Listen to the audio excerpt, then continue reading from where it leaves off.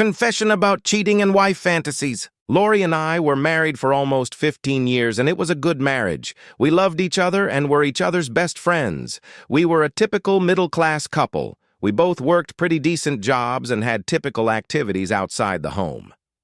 I bowled on Wednesdays, played poker with friends a couple times a month, and golfed almost every weekend when Lori and I weren't taking the boat and going to the lake. Lori played cards with her college sisters every Thursday night, did charity work 1 or 2 nights a week, and, as I'm almost ashamed to admit, kicked my ass on the golf course the weekend we didn't go to the lake. When we got married, we made a promise to ourselves that we wouldn't turn into stay-at-home homemakers. We lived in a circle that believed in parties, barbecues, and entertaining. We belonged to the benevolent and protective order of Elks, more for the weekly dances than for any other reason, and in general, we were a very happy and active couple. One day, Lori asked out of the blue, "Do you ever think about other women?" "About what?" "Well, you know, seeing other women and thinking what would they be like." "Yeah, I guess so." "What do you think about when you see them?" "I don't know, it's never the same. I see a woman with beautiful legs and think what she would look like in 4-inch heels.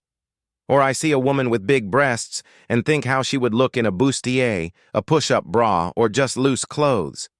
"Do you ever think about taking them to bed?" "Yes and no." "Explain, please." "Sometimes I try to imagine what they would be like, but I never think about trying to get into bed with any of them." "Why?" "I don't really know. Just trying to understand the male mind, I guess." "I know you, Lori, but there has to be more to it than that." Lori was quiet for a few moments, then said, "Last night during the card game, Lisa cried on my shoulder. Dave has sex with other women.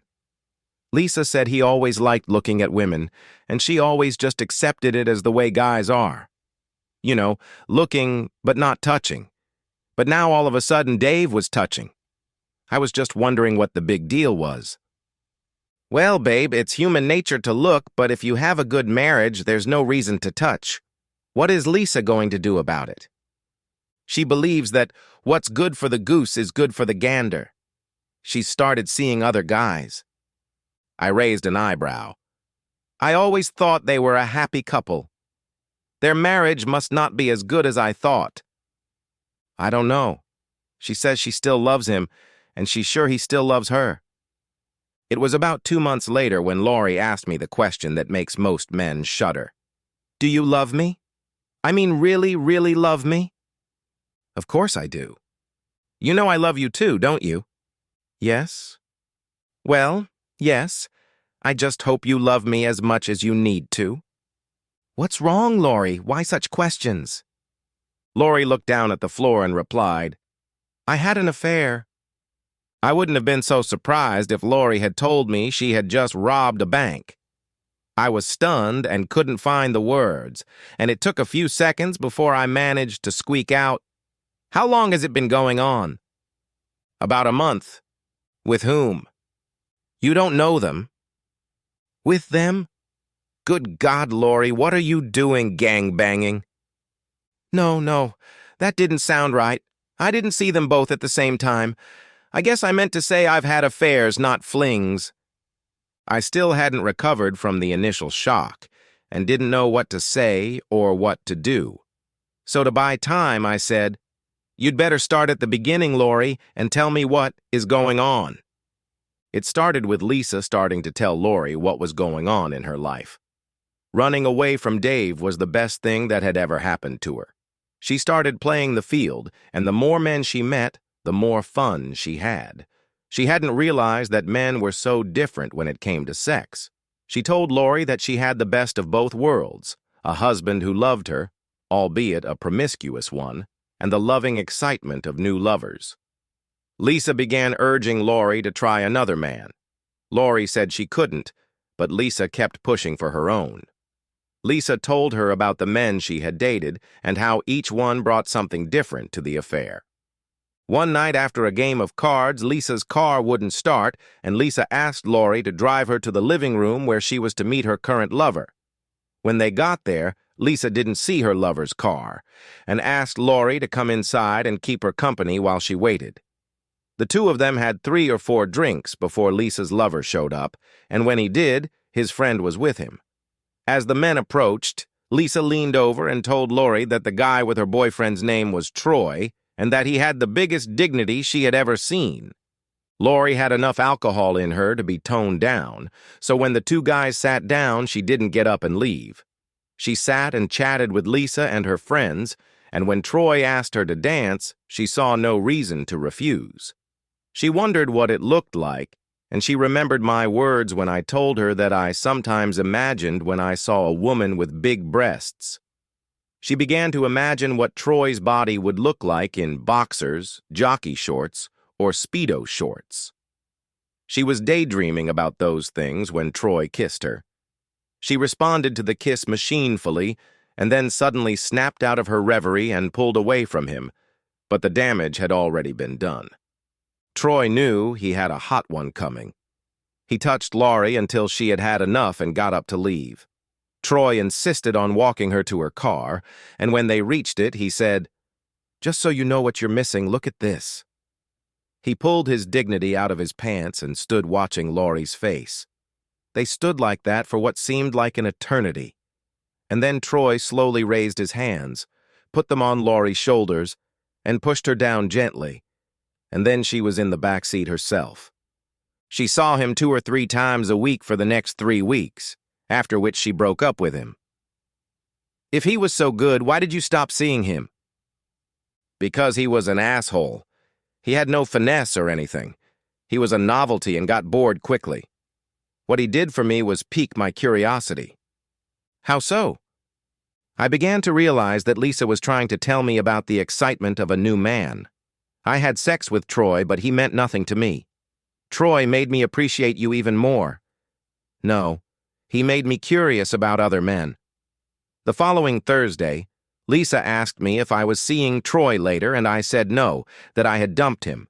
She said that she expected that and that 2 weeks with him was all she could handle. She then said she had someone else she wanted me to meet, and that evening she introduced me to Mac. Mac was completely different from Troy and you. He was like an Energizer bunny. He went on and on and on. We dated for 2 weeks, but I broke up with him the day before yesterday because he got too clingy. "So why in God's name did you tell me all this?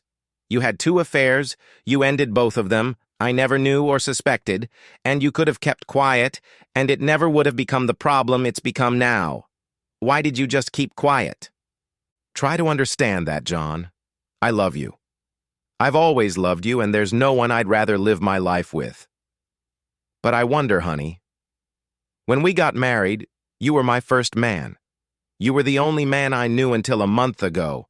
Troy and Mac have shown me that there's so much more to the world, and I want to experience it. Tonight, when I tell Lisa that I'm not seeing Mac anymore, she's going to want to set me up with someone else, and that's the problem, baby. I want her to set me up with another guy, but I just can't do it behind your back anymore. The first time with Troy was an accident. It wasn't intentional. It just happened. But it was such a unique experience that I let it continue. With Mac, I knew it was wrong, but I did it anyway and have felt nothing but guilt ever since. I don't want to feel guilty and I don't want to lose your love, but I want to have a few more experiences. Lori was silent, and I sat there looking at her in utter bewilderment. "You're asking my permission to let you be a cheater in round heels? My God, Lori, doesn't our marriage mean anything to you?" "My marriage means everything to me, John, and it means everything to you too. That's why I'm asking, why I'm confessing. I love you, and I hope you love me enough to ignore Troy and Mac. And then I'm asking you to trust me, to let me have what I want, and trust that I will come home to you and love you as much as I always have. Please, John, all I ask is that you let me go and sow some wild oats. And you can sow some of your own if you want. The only thing that matters is that we come home to each other. I'm sorry I'm such an old-fashioned guy. When I made my marriage vows, I meant every word, and they wouldn't let me sow wild oats. You're asking me to let you have sex with other men, and I'm not even sure I can forgive you for the ones you've already slept with. And if that's not enough, What about the damage you may have already done? Troy is just that. But did he use a defense? He seems to be very promiscuous. Did he give you something that you in turn passed on to me? What about Mac? You say he likes different women? Did he use protection? Did you ever consider that everyone Lisa sets you up with she's already tasted? How many STDs she's picked up and passed on? You're ruining my life, Lori, and I'm not happy about it. I can't stop you from going out and having sex if you want to, but it certainly won't be with my blessing. And if you do go out and do it, I'll be very happy if you don't bother coming home. Lori looked at me for a few seconds, then said, I told you I love you. Do you really think I haven't thought about it? Even though my affair with Troy was sudden, I still insisted he use protection. I didn't know what Mac would do, so I made sure I had my own supply. I didn't put you at risk, and I never would. And I'm sorry you have such a low opinion of me that you think I would. She rose and left the table without another word. That night when we went to bed, I reached out to touch her, but she recoiled from me. For a minute, I was angry, and then suddenly I laughed. I laughed so hard that I had to get out of bed. I went down to the living room, turned on the TV, and started changing channels. 5 minutes later, Lori came down. What was that? Think about it. I find out you're a cheater. I get mad about it. You get mad that I'm mad. And then when we're lying in bed, I reach out to touch you and you pull away from me. It's just really funny. She stood there looking at me for a few moments and then said, Yeah, I guess it is, and sat down next to me on the couch. After a minute, she snuggled up to me, and after another 2 minutes, her hand reached into my pajamas and she started stroking my body. Then she said, I'm sorry, baby. I didn't mean to upset you. I love you, and I hope you know that. Call me weak. Call me an asshole. But I love Lori, and I know she loves me, so after a week of the two of us avoiding the subject and 3 weeks of talking about it, I finally told Lori that she could satisfy her curiosity. And she did, quite satisfactorily. After card night, she and Lisa would go out together, meet men, and then Lori would rush home and tell me what was different about the man she had just been with. At first, I was a little taken aback to hear Lori tell me in detail about her evening with another man, but she was so animated and excited that it infected me. I began to get aroused little by these stories, and soon they led to some violent bouncing around in the bedroom. Lori started asking me if I wanted to watch her have sex with a man one night. You get turned on when I tell you about it. Maybe you'll get even more turned on if you watch. Yes, and I might get so turned on that I'll have to put a stop to it. For the next 3 months, Lori had sex with a new man every Thursday night. She decided that a 2 to 3 week affair with one man could lead to emotional involvement, and she didn't want that. Besides, a new man each week gave her a wider range of choices for curiosity.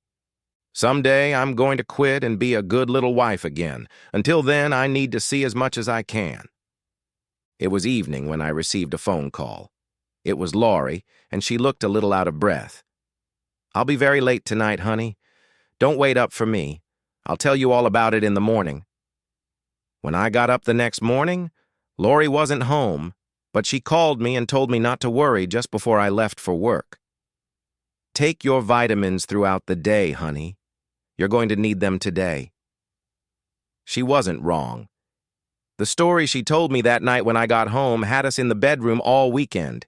It hadn't been planned. One of the girls in Thursday's card group was getting married, and the other girls had thrown her a surprise bachelorette party. There were lots of groovy and nice gifts, but the centerpiece of the evening was a striptease that Lisa had hired to look in on her. The stripper was a tall, well-built man, and he knocked on the door dressed as a police officer investigating an excessive noise complaint. Then music played and clothes began to come off. Lisa asked Marie to sit on a chair in the middle of the room, and the dancer stripped off everything in front of her. The girls then became brazen and demanded that Marie reach out and touch his body, but Marie closed her eyes and turned her face away. The steam was starting to get out of the party, and Lisa decided she needed to raise the degree again. Let Laurie show you how to do it." But Laurie shook her head, refusing. Then the other girls started stomping their feet and clapping their hands, shouting, "Laurie, Laurie, Laurie, Laurie!" But she still hesitated. She had never had anything to do with dancers before, and while she was curious, she didn't want to act like a cheater in front of her friends. As far as she knew, only Lisa knew what a cheater she was. But the girls kept chanting, and then Lisa said, "I dare you!" And Laurie decided to go for it. She knelt down, and a dancer came up to her and started dancing. The two of them said they wished they had as much chutzpah as she had, and that they wished they could do it. Laurie was relieved to know that her peers would not look at her as a cheater. After the dancer got dressed and got ready to leave, he asked Laurie if she wanted to go with him to his apartment and finish what he had started.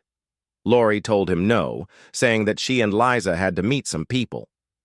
Dancer Derek told her that he thought Lisa would love to meet his roommate, at which point Lisa said, "Let's do it, Laurie, it'll be fun." The girls followed Derek to his apartment, where they were introduced to Jason, and then they got down to business. Derek had sex with Laurie twice, and then said he would like to try Lisa, so he and Jason switched partners. At some point, and Laurie couldn't say exactly when, Jason or Derek came to the phone and said that they had two cheating women who liked sex. When Laurie got home at 10 in the morning, she had trouble walking, so sore was her body. She didn't know exactly how many men came, but 21 of them had sex with her, and several times before she and Lisa said it was time for them to leave. She told me she enjoyed every second of it, but she didn't want to do it again. But she did do it again. She became a regular at Derek and Jason's apartment, and they were always happy to invite their friends over when she was there. Now Laurie goes on dates with Derek or Jason on days other than Thursday. I mean regular dates like dinner and a movie. They come to our house and pick her up while I hide in the backyard, and the few times they've brought her home, they've had sex with her in the driveway. She keeps asking me to let her bring them into the house so I can hide in the closet and watch, but I'm not ready for that yet. I started to worry about Laurie obsessing over them, but Laurie told me not to worry. Laurie keeps asking me if I'm sowing wild oats and if I want her to bring Lisa home for one night, and I tell her no to both questions. And so it was until last night. Laurie's little sister Kelly and I are pretty close. She's always been more of a good friend to me than a sister-in-law. About 2 months ago, Kelly came to me all in tears. She had just found out what her sister was doing. "I don't know how she could do that to you. You treated her like a queen all these years, and she betrayed you like that." And then she told me about what Laurie had done the night before. From then on, not knowing what I already knew, Kelly would come to me with the latest outrage that Laurie had given me, and I would hang my head and say something stupid like, "Oh, woe is me, what am I going to do?" Kelly would rush over to me and throw herself into my arms and try to comfort me. Then she'd tell me I had to find my strength. "You need to kick her worthless ass out, John. You're too good a guy to let her bully you like that." I suppose I could have told her what was going on, but what I really liked was Kelly throwing herself into my arms. Kelly, at 5'6" and 110 pounds with a great rack, 34C, was very sexy, and there was no way I could understand why her idiot husband would leave her for some blonde. So I played the role of confused and devoted husband to her resentful sister wife.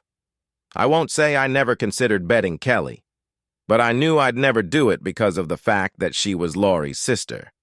But I never considered what Kelly might want or do.